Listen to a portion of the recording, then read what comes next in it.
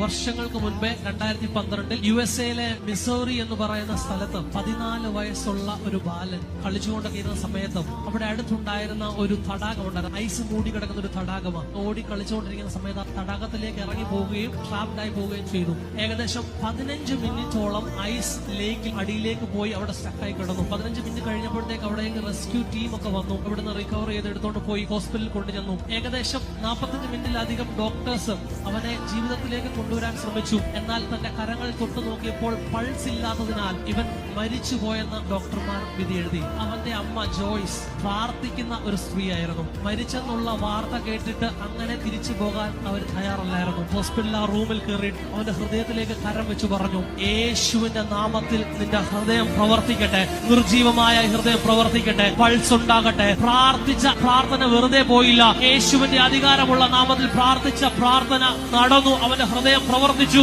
ഡോക്ടർമാർ മരിച്ചെന്ന് വിധി എഴുതിയത്, പൾസ് ഇല്ലെന്ന് വിധി എഴുതിയത് ജീവിതത്തിലേക്ക് വന്നത് എന്തുകൊണ്ടാണെന്നറിയാമോ? മനുഷ്യന്റെ എനർജി കൊണ്ടല്ല, മറിച്ച് സ്വർഗീയ ശക്തി കൊണ്ടാണ്. യേശുവിന്റെ നാമത്തിൽ നമ്മൾ പ്രഖ്യാപിക്കുമ്പോൾ, യേശുവിന്റെ അധികാരമുള്ള നാമത്തിൽ നമ്മൾ പറയുമ്പോൾ, എന്റെ കഴിവ് കൊണ്ടല്ല, മറിച്ച് സ്വർഗത്തിന്റെ കഴിവ് കൊണ്ട് അത്ഭുതങ്ങൾ നടക്കും. മുൻപോട്ട് പോകാൻ പറ്റാത്ത അവസ്ഥയിൽ നിൽക്കുക എന്ന് പറയുമ്പോൾ, യേശുവിന്റെ നാമത്തിൽ ഞാൻ കൽപ്പിക്കുമ്പോൾ, യേശുവിന്റെ അധികാരമുള്ള നാമത്തിൽ ഞാൻ പ്രാർത്ഥിക്കുമ്പോൾ എന്റെ മുൻപിൽ അത്ഭുതങ്ങൾ നടക്കും.